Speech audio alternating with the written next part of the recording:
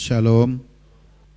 Tema kita, prinsip untuk memiliki hidup yang lebih baik. Ini di bagian kedua.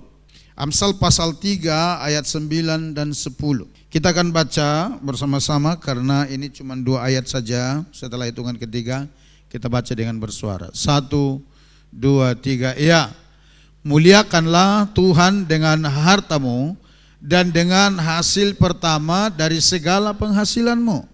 Maka lumbung-lumbungmu akan diisi penuh sampai melimpah-limpah, dan bejana pemerahanmu akan meluap dengan air buah anggur yang percaya. Katakan amin. Bapak Ibu, kita Amsal ini di dalam pengelompokan kitab-kitab kita ini dikelompokkan kepada sastra hikmat Israel. Selain daripada kitab Amsal, ada kitab Ayub, kitab Pengkhotbah. Ada juga sebagian kitab Mazmur itu disebut sastra hikmat. Kenapa disebut sastra hikmat? Karena Amsal ini, Bapak Ibu, mayoritas ini lahir dari tulisan-tulisan Salomo. Di mana Alkitab berkata, Salomo itu adalah raja yang paling tinggi hikmatnya yang pernah ada di dunia. Tuhan yang memberikan hikmat itu langsung kepada dia melalui perjumpaan Salomo dengan Tuhan di dalam sebuah mimpi, dalam penglihatan. Ketika Tuhan tawarkan sesuatu kepada Salomo, dia minta berikan aku hikmat. Jadi hikmat itu datang dari Tuhan. Isi kitab Amsal ini adalah nasihat-nasihat, wejangan-wejangan, hikmat dan pengajaran-pengajaran. Itu isinya yang mereka hidupi dalam kehidupan sehari-hari. Tujuan penulisan kitab Amsal ini untuk membimbing dan meletakkan pengajaran-pengajaran dasar kepada bangsa Israel supaya mereka berjalan di dalam jalan Tuhan dengan takut akan Tuhan. Oleh karenanya nanti kalau Bapak Ibu baca di Amsal pasal 1 dikatakan demikian, takut akan Tuhan adalah permulaan segala hikmat dan pengetahuan. Didasarkan ke sana.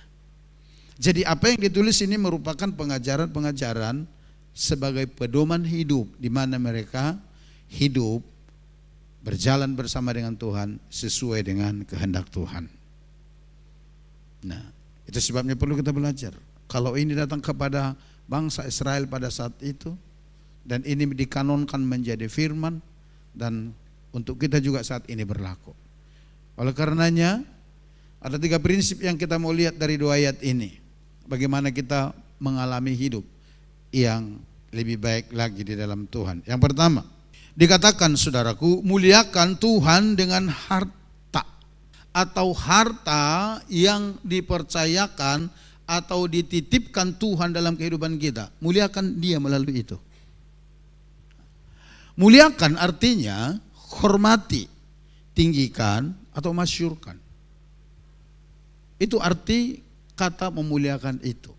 Salah satu dari beberapa terjemahan bahasa Inggris menerjemahkan ayat ini sebagai berikut, khususnya Amsal pasal 3 ayat 9 ini. Ini New Living Translation. Terjemahannya seperti ini nih. Honor the Lord with your wealth and with the best part of everything you produce. Artinya begini, lihat. Hormatilah Tuhan dengan kekayaanmu dan dengan bagian terbaik dari setiap atau segala penghasilanmu. Terjemahan di atas memakai istilah wealth, artinya kekayaan, untuk kata harta. Jadi ketika dikatakan hormati Tuhan dengan hartamu. Nah, kata yang ditulis di sana untuk kata harta itu adalah wealth. Sebenarnya kalau diterjemahkan artinya ini kekayaan. Nah, kalau berbicara kekayaan itu bukan hanya materi saja. Tapi ini dia, hampir semua terjemahan bahasa Inggris memakai istilah yang sama untuk menjelaskan kata harta di dalam ayat ini, yaitu ini, wealth ini. Artinya Tuhan mau agar harta kekayaan yang Tuhan titip pada kita dalam bentuk apapun itu dipakai untuk memuliakan, menghormati, meninggikan dan memasyurkan Dia. Tuhan mau itu ketika Tuhan titipkan kepada kita. Next. Tuhan Yesus mau melalui harta, pangkat, jabatan, dan kedudukan yang dipercayakan kepada kita, hati kita semakin mengasihi dan semakin melekat kepadanya. Kenapa jadi masuk di sini pangkat, jabatan, kedudukan. Karena itu masuk di dalam bingkai kekayaan itu. Ketika berbicara kekayaan itu tidak hanya berbicara uang. Itu tidak hanya berbicara harta material, enggak. Tetapi termasuk posisi-posisi saudara. Pangkat saudara, jabatan saudara. Di tempat-tempat pekerjaan tertentu atau di kantor-kantor tertentu. Itu masuk ke dalam ranah kekayaan itu. Dan Yesus mau melalui itu semua hati kita semakin mengasihi dan semakin melekat kepadanya. Kalau kita mau kehidupan kita lebih baik. Tuhan Yesus pernah memberitahukan kepada orang banyak bagaimana caranya supaya hati mereka pada saat itu, tentu kepada kita juga masa kini, semakin melekat kepada Bapa di sorga melalui harta yang dititipkan kepada kita atau kepada mereka.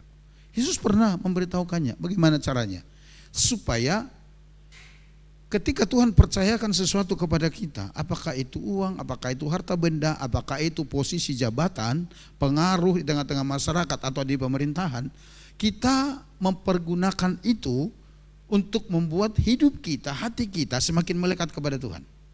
Caranya seperti apa? Next. Di dalam Matius 6 ayat 19 sampai 21 dikatakan begini, janganlah kamu mengumpulkan harta di bumi. Di bumi ngengat dan karat merusakkannya dan pencuri membongkar serta mencurinya. Tetapi kumpulkanlah bagimu harta di sorga. Di sorga ngengat dan karat tidak merusakkannya dan pencuri tidak membongkar serta mencurinya. Karena di mana hartamu berada, di situ juga hatimu berada. Melalui firman-Nya atau melalui firman ini Tuhan Yesus memberitahukan bahwa harta kita dapat mempengaruhi hati kita. Tergantung bagaimana kita mengelolanya dan di mana kita menaruhnya. Apakah dengan berbicara seperti itu Yesus melarang orang-orang percaya kepadanya memiliki harta kekayaan di dunia? Enggak. Bukan itu maksud Yesus. Kalau Yesus berkata jangan kamu mengumpulkan harta di bumi ngengat dan karat merusakkan dan pencuri membongkar serta mencurinya, itu tidak berarti Tuhan Yesus melarang kita untuk memiliki harta kekayaan di dunia. Bukan itu artinya. Itu tidak berarti bahwa Yesus tidak suka atau tidak mau melihat kita kalau kita punya deposito di bank, punya giro. Bukan itu maksudnya. Bukan itu. Maksud Yesus sah-sah saja.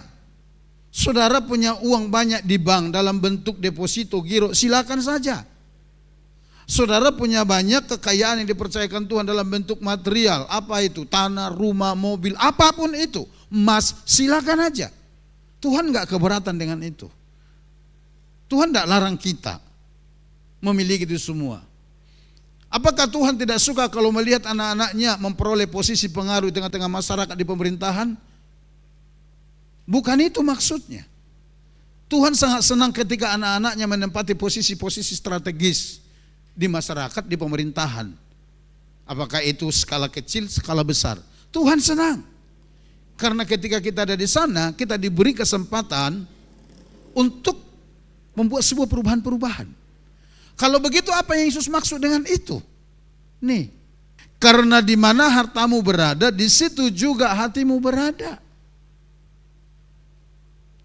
Artinya Yesus mau katakan demikian, engkau memiliki segala-galanya di dunia ini, silahkan, saya enggak keberatan, kata Yesus. Saya senang malah. Tapi tolong jaga hatimu. Itulah maksud Tuhan. Jangan karena engkau memiliki posisi jabatan yang strategis di masyarakat, jangan karena engkau sekarang sudah diberkati sehingga banyak uangmu, banyak harta bendamu, banyak barang materialmu, lalu hatimu berubah kepada Tuhan. Lalu kita mulai mengandalkan itu, lalu mulai hati kita tertuju ke situ. Itu yang dikoreksi Yesus, itu yang diantisipasi Yesus. Jangan sampai barang titipan yang Tuhan berikan kepada kita itu mengubah sikap hati kita kepada Tuhan. Jangan. Kalau begitu apakah kita boleh kaya, Pak? Sangat boleh. Tapi jangan kekayaanmu itu mempengaruhi kasihmu kepada Tuhan. Jangan hartamu itu mempengaruhi perhatianmu kepada Tuhan. Itu maksudnya. Oleh karenanya Bapak Ibu perhatikan. Dikatakan begini, Tuhan Yesus memberitahukan bahwa harta kita dapat mempengaruhi hati kita. Jadi tergantung bagaimana kita mengelolanya dan di mana kita menaruhnya. Yesus tahu itu, bahwa hati seseorang itu sangat riskan sekali terhadap hal itu, bahkan bisa berubah. Yang dulunya mereka belum memiliki apa-apa begitu cinta Tuhan. Tapi begitu dipercayakan sesuatu oleh Tuhan, waduh, mulai banyak alasan. Oleh karenanya di dalam ayat 24, Yesus lanjutkan dari Matius pasal 6 ini. Dia berkata begini, tak seorang pun dapat mengabdi kepada dua tuan. Karena jika demikian, ia akan membenci yang seorang dan mengasihi yang lain. Atau ia akan setia kepada yang seorang dan tidak mengindahkan yang lain. Kamu tidak dapat mengabdi kepada Allah dan kepada Mammon. Enggak bisa. Tuhan mau kita sekaya apapun, seperti apapun berlimpahnya berkat materi, keuangan, kesehatan, posisi, jabatan yang Tuhan percayakan, Tuhan mau kita tetap menomorsatukan Tuhan. Semua harta benda kekayaan itu menjadi hamba bagi kita. Bukan kita yang diperhamba. Itu yang Tuhan mau.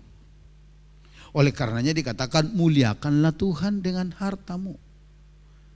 Tuhan mau melalui segala sesuatu yang dipercayakan kepada kita, nama Dia dimasyurkan. Nama Dia jadi dikenal orang. Nama Dia jadi dihormati orang. Nama Dia jadi dimuliakan orang. Tuhan mau itu. Tuhan mau melalui harta kekayaan dipercayakan kepada kita, pekerjaan-pekerjaan Tuhan itu semakin berkembang. Itu yang Tuhan ajarkan kepada kita. Harta bisa membuat hati orang-orang semakin dekat kepada Tuhan, tetapi bisa juga menjauhkan hati mereka dari Tuhan. Kira-kira kita di posisi yang mana? Ini real loh Bapak Ibu. Banyak kejadian. Ketika dia diberkati, begitu terikat hatinya ke situ, sehingga hatinya lepas dari Tuhan. Nah Tuhan gak mau itu. Tuhan mau supaya seperti apapun Tuhan memberkati kita, setinggi apapun Tuhan mengangkat kita, kita tetap menjadi orang yang mengutamakan Tuhan dalam hidup kita dan membuat segala harta benda hamba dalam hidup kita. Jadi artinya begini, apa yang Tuhan titip ke kita, apa yang Tuhan titip ke saudara, apa yang Tuhan titip di dalam seluruh keberadaan kita, Tuhan mau kita jadikan itu menjadi sarana untuk memuliakan Dia,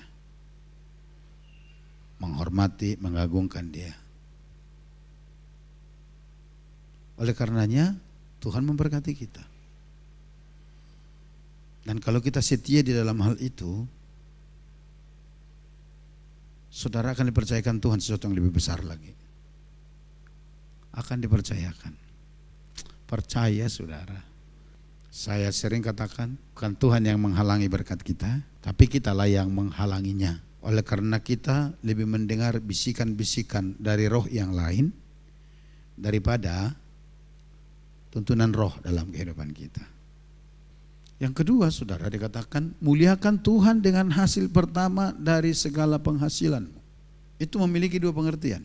Israel itu kan bangsa agraris, di mana mereka hidup dari hasil pertanian, dari perkebunan dan peternakan mereka. Sehingga Bapak Ibu, ada musim-musim di dalam kehidupan mereka. Musim menabur dan musim panen. Nah, pengertian yang pertama dikatakan muliakan Tuhan dengan hasil pertama dari segala penghasilanmu. Itu artinya begini. Pertama, ketika bangsa Israel ini mau panen dari apa yang mereka tanam, anggur, gandum, dan lain sebagainya. Ketika mereka mau panen di hari pertama, panenan di hari pertama itulah yang akan mereka persembahkan dulu ke Tuhan. Itu yang disebut penghasilan pertama dari segala penghasilanmu. Sampai di sini lu bisa paham gak? Saya tarik ke kita di sini. Contohnya kita berladang ya. Karena waktu itu mereka juga petani gitu loh, saudara. Nah, ketika kita mulai mau turun panen padi, kan tidak langsung semua itu selesai dipanen dalam satu hari kan. Contohnya besok kita mulai turun panen. Nah, hasil petikan besok itu, seberapapun itu, itulah yang akan dibawa ke rumah Tuhan. Itulah yang dikatakan buah sulung. Panenan di hari pertama itu yang dimaksud. Tapi yang kedua, ketika saudara diberkati Tuhan atau sedang menerima berkat dari Tuhan, saudara harus menyisihkan apa yang menjadi bagiannya Tuhan. Ya, kita harus mengutamakan Tuhan. Makna rohaninya sebagai bukti keyakinan kita yang berkata bahwa segala sesuatu berkat yang kita terima dan kita alami itu bersumber dan berasal dari Tuhan. Oleh karenanya ketika kita terima, kita utamakan Dia. Maksud dan inti dari pernyataan ini adalah utamakan Tuhan di atas segala keperluan dan kebutuhan kita, atau utamakan Tuhan di atas segala sesuatu. Jadi ketika dikatakan muliakan Tuhan dengan hasil pertama dari segala penghasilanmu, artinya itu utamakan Tuhan di atas segala keperluan kita. Berikan Dia tempat yang prioritas di dalam hati kita. Jika Anda ingin diprioritaskan Tuhan, prioritaskanlah Dia. Sebab firman Tuhan berkata Dia menghormati orang yang menghormati Dia. Di dalam 1 Samuel pasal 2 ayat 30 dikatakan begini. Sebab itu demikianlah firman Tuhan Allah Israel, sesungguhnya aku telah berjanji keluargamu dan kaummu akan hidup di hadapanku selamanya. Tetapi sekarang demikianlah firman Tuhan, jauhlah hal itu daripadaku, sebab siapa yang menghormati aku akan kuhormati, tetapi siapa yang menghina aku akan dipandang hina. 1 Samuel 2 ayat 30. Kalau saudara menerima berkat dari Tuhan dan saudara mengutamakan Dia, itu artinya saudara menghormati Dia. Dan ketika saudara mengutamakan Dia, menghormati Dia, maka saudara juga akan menjadi prioritas di hati Tuhan. Tuhan akan menghormati keputusan saudara yang mengutamakan Dia itu.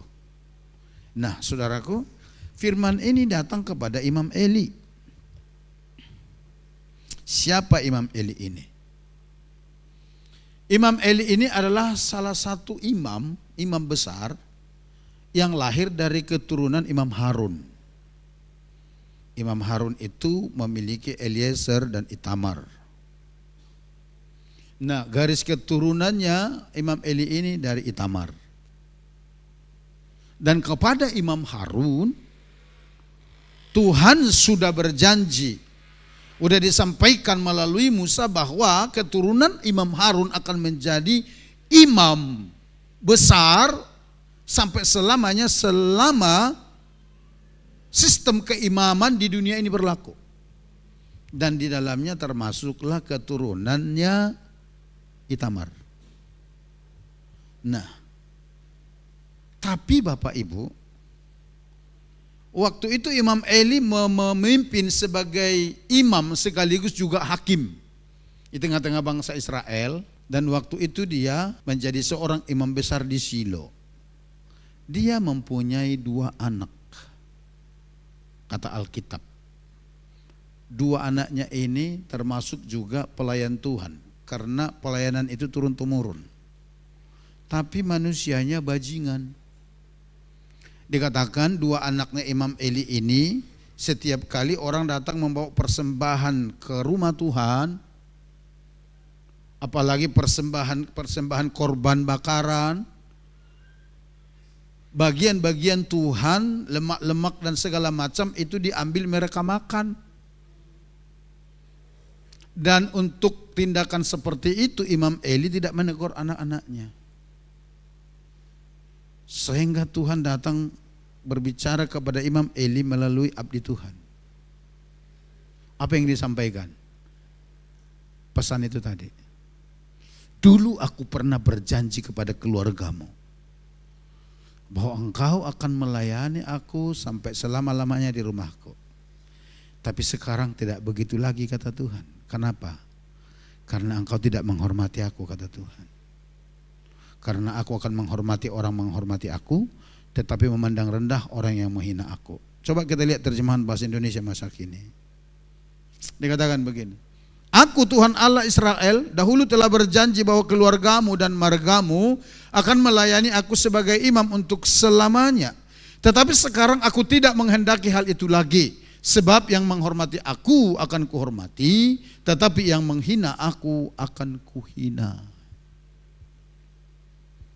Tuhan batalkan perjanjian itu. Alasannya karena Imam Eli melalui anak-anaknya tidak menaruh rasa hormat kepada Tuhan, tidak mendahulukan, tidak memprioritaskan Tuhan di atas segalanya.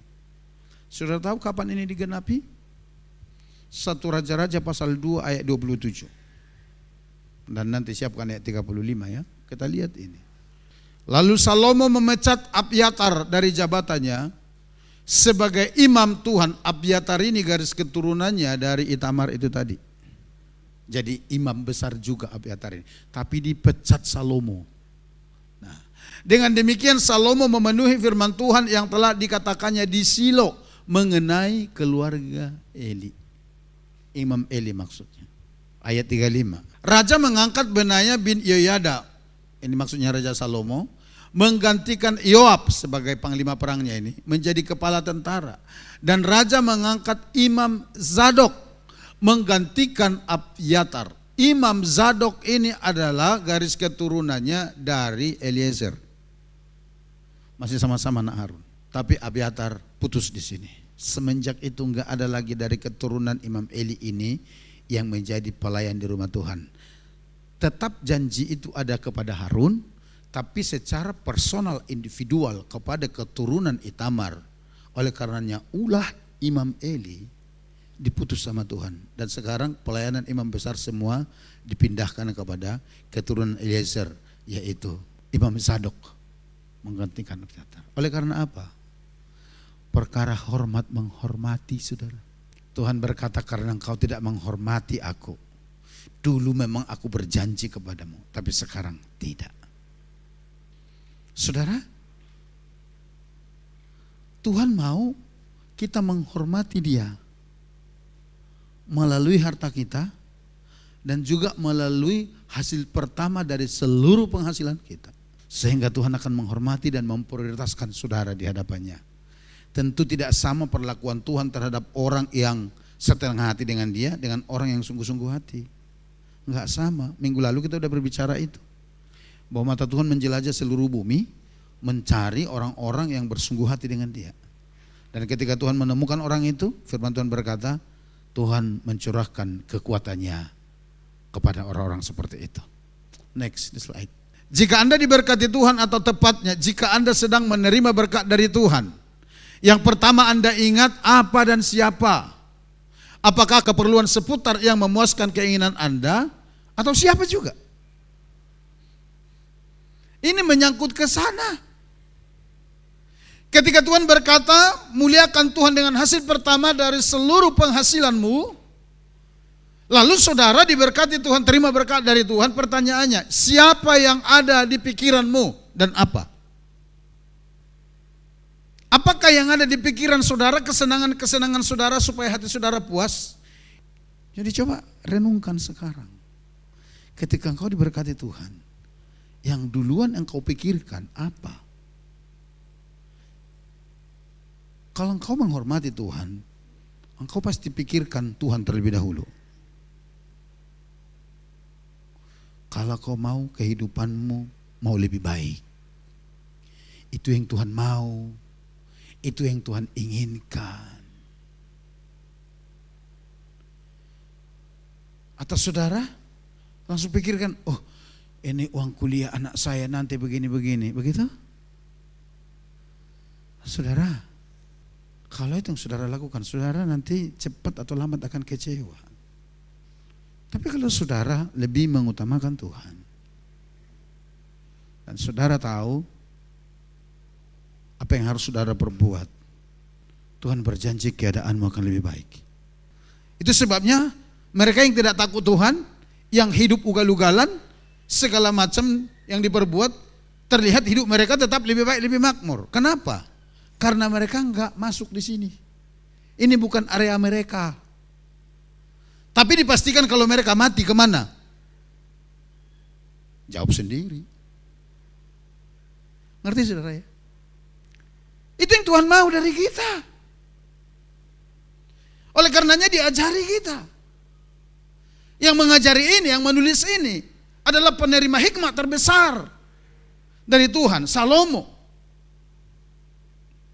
Dan dia punya pengalaman dengan hal-hal begitu. Salomo itu adalah raja terkaya yang pernah hidup di dunia. Dan ini semua berasal dari pengalaman hidup yang sudah dipraktekkan dan diajarkan ke bangsa itu. Bagaimana mereka mengutamakan Tuhan. Saya ngobrol dengan salah seorang anak Tuhan di teras gereja itu. Saya bilang, coba lihat teras gereja kita ini.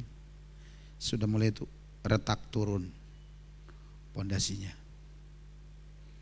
Ini artinya minta renovasi, minta dibangun lagi. Kira-kira saya bilang, menurut kamu siapa yang akan bertanggung jawab membangun ini? Menurut saudara siapa? Pemerintah daerah? Bukan. Atau apakah kita harus bikin proposal minta-minta sana sini kayak pengemis? Tuhan tidak inginkan itu. Karena dengan cara begitu berarti kita sedang mempermalukan Tuhan. Kalau begitu siapa yang bertanggung jawab? Adalah saudara dan saya yang telah Tuhan titipkan berkatnya di tangan saudara dan saya. Kita yang harus membangun. Karena kita ada di sini, bukan orang lain. Dan ketika kita melakukan itu yang dikatakan muliakan Tuhan melalui hartamu. Kita yang harus bergandengan tangan. Sepanjang pembangunan rumah Tuhan di dalam Alkitab yang saya lihat, bangsa Israel enggak pernah bikin proposal minta-minta sana sini. Di era Musa, ketika mereka mau mengumpulkan bahan-bahan untuk membangun kemah pertemuan, lalu Musa umumkan, kumpulkan barang-barang berharga, emas, perak, apa yang berharga bagimu, kain-kain yang berharga, kumpulkan. Apa yang bangsa itu lakukan? Mereka kumpulkan secara bersama-sama. Sampai panitianya katakan begini, Musa ini bahan sudah kelebihan. Umumkan supaya stop, udah lebih dari cukup. Di zaman Daud hal yang sama terjadi.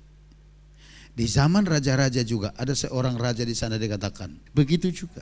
Sampai di stop umat itu untuk tidak membawa persembahan-persembahan lagi untuk membangun rumah yang megah itu. Kalau saudara baca di kitab Tawari, itu keren sekali. Ada pernyataan dari raja itu begini, sebab kami mau membangun rumah Allah kami dengan megah, dengan besar. Karena Allah kami Allah yang besar. Nanti lihat di kitab Tawari. Tapi dari mana mereka mendapatkan bahan bakunya? Dari umat itu dulu. Kemudian raja-raja lain yang mendengar mereka membangun rumah Tuhan yang megah itu, digerakkan Tuhan hatinya untuk menolong. Ada yang kirim kayu, dikirimkan kayu untuk menebang sampai segala macam, saudara. Apakah bangsa itu jadi melarat? Apakah bangsa itu jadi miskin? Mereka tetap ada di dalam perlindungan berkat Tuhan. Mereka tidak menjadi kekurangan, mereka tidak menjadi miskin, dan mereka tidak menjadi melarat, tapi mereka tetap diberkati Tuhan. Tapi ketika mereka tidak memuliakan Tuhan dengan harta mereka, salah satunya tidak memperhatikan pembangunan rumah Tuhan, inilah yang terjadi kepada bangsa itu. Hagai pasal 1. Apakah sudah tiba waktunya bagi kamu untuk mendiami rumah-rumahmu yang dipapani dengan baik? Sedang rumah ini, maksudnya rumah Tuhan, tetap menjadi reruntuhan. Jadi waktu itu bangsa ini sibuk membangun rumah masing-masing. yang megah-megah, yang indah-indah, di mana mereka nyaman tidur dalam rumah itu. Tapi rumah Tuhan reruntuhan. Mereka enggak perhatikan pembangunan rumah Tuhan. Oleh sebab itu beginilah firman Tuhan semesta alam, perhatikanlah keadaanmu. Tuhan katakan perhatikan keadaanmu. Karena kamu tidak mau memperhatikan pembangunan rumah Tuhan, kamu tidak mau memuliakan Tuhan melalui hartamu, perhatikan keadaanmu. Apa yang terjadi? Ayat 6. Kamu menabur banyak tetapi membawa pulang hasil sedikit. Lihat ya. Kamu makan tetapi tidak sampai kenyang. Serba terbatas, saudara. Kamu minum tetapi tidak sampai puas. Kamu berpakaian tetapi badanmu tidak sampai panas. Dan orang yang bekerja untuk upah, ia bekerja untuk upah yang ditaruh dalam pundi-pundi yang berlobang. Saudara tahu pundi-pundi? Saya kasih gambaran sederhana. Coba dulu salah satu, bawa dulu ke sini kantung persembahan kita itu. Contohnya begini, saudara. Taruhlah ini pundi-pundi. Lalu saya bekerja. Taruhlah ini upah kerja saya 1 hari. Saya simpan. Tersimpan enggak dia? Tersimpan. Kenapa? Karena pundi-pundinya tidak bolong di bawah. Tapi saudara bisa bayangkan kalau ini tidak terikat di sini, bolong dia. Kalau ini dimasukin, terus sampai ke bawah. Ngerti saudara? Nah, Tuhan katakan keadaan orang yang tidak mau memuliakan Tuhan melalui hartanya, yang tidak mau memperhatikan pembangunan rumah Tuhan melalui harta yang dititip Tuhan kepada mereka, mereka akan mengalami keadaan hidup seperti itu. Mereka kerja mati-matian, lalu mereka mau simpan, tapi mereka seperti menyimpan di pundi-pundi yang berlobang, bolong, nggak bisa tersimpan.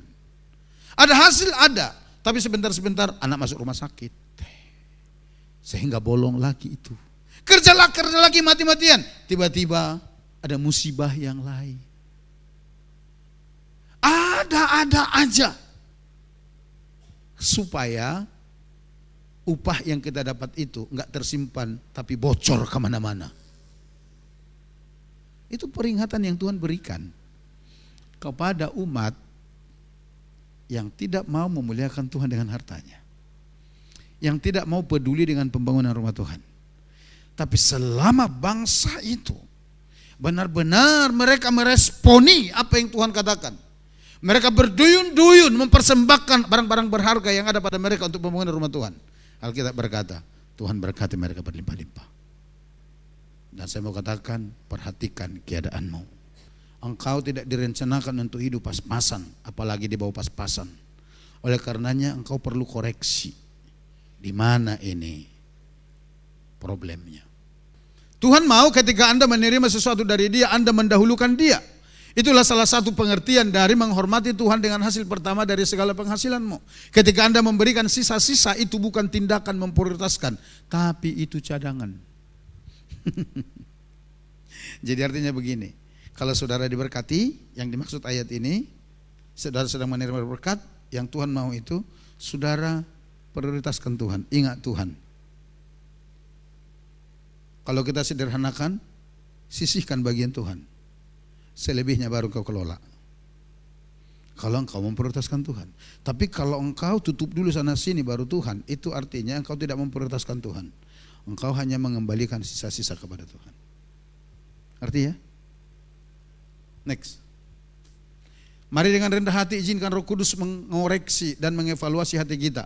Biarkan Dia membawa hati kita semakin mencintai Tuhan dan semakin melekat kepadanya supaya kita mengalami berkat seutuhnya, yaitu berkat rohani dan jasmani. Kita diberikan kesehatan, iman kita semakin bertumbuh, tapi juga dibawa Tuhan mengalami berkat-berkat materi yang telah Tuhan sediakan bagi kita. Next. Yang terakhir, ketika kita melakukan itu hasilnya apa? Ini di ayat 3. Hasilnya adalah terobosan. Saudara akan mengalami terobosan. Maka lumbung-lumbungmu akan diisi penuh sampai melimpah-limpah, dan bejana pemerahanmu akan meluap dengan air buah anggurnya. Saya coba pelajari beberapa tafsiran dari para teolog Kristen yang dapat dipercaya.